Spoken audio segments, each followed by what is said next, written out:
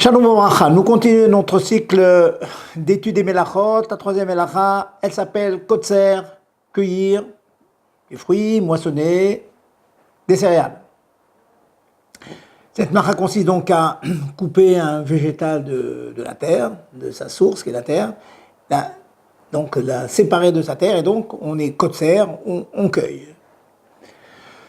De nombreuses dérivées de cette Melacha, par exemple, cueillir avec les mains, c'est une dérivée. Mordre une pomme attachée à l'arbre, ben, vous êtes kotser, on coupe, on cueille en la mangeant, c'est interdit. Parfois, vous avez un prunier dans votre jardin, c'est difficile d'y accéder, vous secouez l'arbre, comme on dit en français, on secoue comme un prunier, les prunes tombent, on transgresse une dérivée de la malacha de kotser. Il y en a une autre, vous avez une plante dans un pot troué par le bas, posé sur la terre. Dans la mesure où le pot est troué par le dessous, la plante est connectée au sol. Le fait de soulever cette plante dans son pot avec la terre, donc de déconnecter la terre originelle de la terre qui est dans le pot, est considéré comme la malacha de kotser. Donc méfiez-vous, n'ayez pas la bonne idée de lever un pot avec une fleur ou un fruit qui serait posé sur de la terre. Quelques applications pratiques de cette melacha. Il peut arriver par exemple d'être amené à couper des branches, mais qui ont déjà été découpées de l'arbre. Vous avez par exemple des branches d'un bessamim quelconque.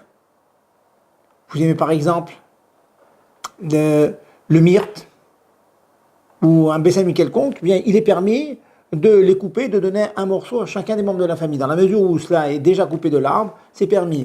Prendre bien sûr des grains de raisin d'une grappe de raisin, prendre une banane d'un petit régime de bananes, cela est permis parce qu'il a déjà été coupé et séparé de l'arbre. Cependant, si vous avez dans votre jardin des arbres, et qu'au pied de l'arbre, il y a des fruits pendant le Shabbat, il y a probabilité que ces fruits étaient accrochés à l'arbre à l'entrée de Shabbat. Donc il est rigoureusement interdit de les prendre et de les manger, malgré le fait qu'ils sont peut-être tombés déjà avant Shabbat, mais il est possible qu'ils soient tombés pendant Shabbat, donc il est interdit d'en tirer profit. Ils sont mouxés, on n'y touche pas. Sauf si vous avez la certitude absolue que le fruit serait tombé de l'arbre avant Shabbat. Il faut le repérer. Dans ce cas-là, on pourrait le prendre par terre, sur le gazon. Mais s'il y a doute, on n'a pas le droit d'en profiter. Une application de cette halakha-là.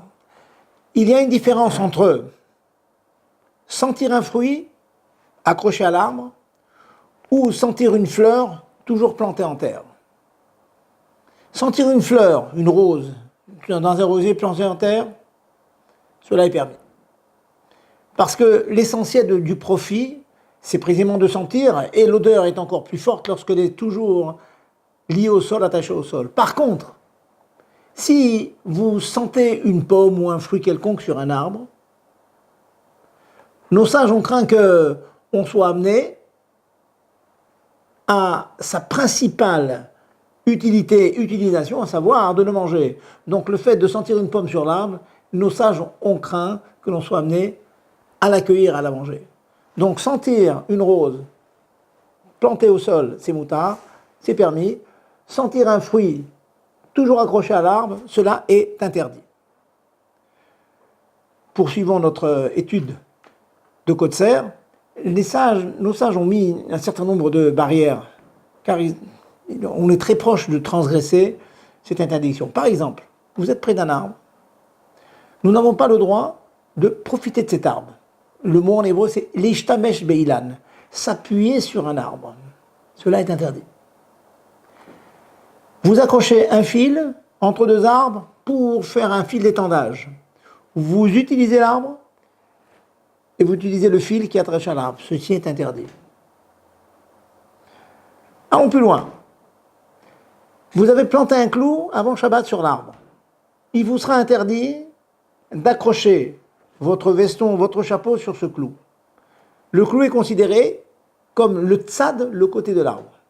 Cependant, si à ce clou, suivez-moi bien, vous accrochez un cintre ou un panier, donc vous avez l'arbre, le clou, c'est numéro 1, le panier, numéro 2, il sera permis de mettre un objet dans le panier ou de prendre un objet dans le panier. Donc on arrive à une citation amusante. Le fait de mettre un veston sur un cintre et l'accrocher au clou est interdit. Par contre, si le cintre est déjà accroché au clou, donc on a le clou numéro 1, le cintre numéro 2, à ce moment-là, une fois que c'est installé, on a le droit d'accrocher son veston. Amusant, faites bien attention. Un cas fréquent, les enfants jouent au ballon dans le jardin, un ballon vient se figer entre deux branches. Il est rigoureusement interdit d'aller récupérer le ballon sur la branche parce que vous êtes mishtamesh de l'arbre. Il y a même une Mishnah dans Masechet Rosh Hashanah qui dit que si dans la ville nous n'avons qu'un seul chauffard, et ce chauffard se trouve sur une branche d'arbre, eh bien il sera rigoureusement interdit d'aller prendre ce chauffard qui est posé sur la branche d'arbre au prix d'une transgression de l'immense mitzvah de sonner du chauffard pendant Rosh Hashanah. Interdit. On utilise, on est mishtamesh de l'arbre. Y a-t-il une solution? Oui. Application d'un principe que nous avons vu à de nombreuses reprises. Utiliser un arbre, c'est une interdiction des Rabbanan. On peut demander à un non-juif de récupérer le chauffard. C'est ce que l'on appelle shvut et shvut, demander à un non-juif de faire un sur des Rabbanan pour l'immense mitzvah de sonner du chauffard. Shvut, des shvut, les soirs mitzvah, cela est permis. Donc, vous voyez que cette melacha de Kotser amène à de nombreux interdits de nos sages. On fera bien attention. Une petite application, si vous avez un hamac, vous aimez bien faire votre sieste Shabbat après-midi. Si vous attachez le hamac, les fils du hamac directement à deux arbres, c'est pas permis. Par contre, si autour de deux arbres, vous mettez une espèce de cerceau, de grosse ceinture, et à ces deux ceintures, vous attachez un fil avec le hamac, donc le hamac sera considéré comme le tzad du tzad sera suffisamment éloigné de l'arbre pour que vous puissiez l'utiliser. Donc, allez bien vous reposer, mais respectez ces halachot que nos sages ont ajouté à la malacha de Kotser de cueillir. Shabbat Shalom.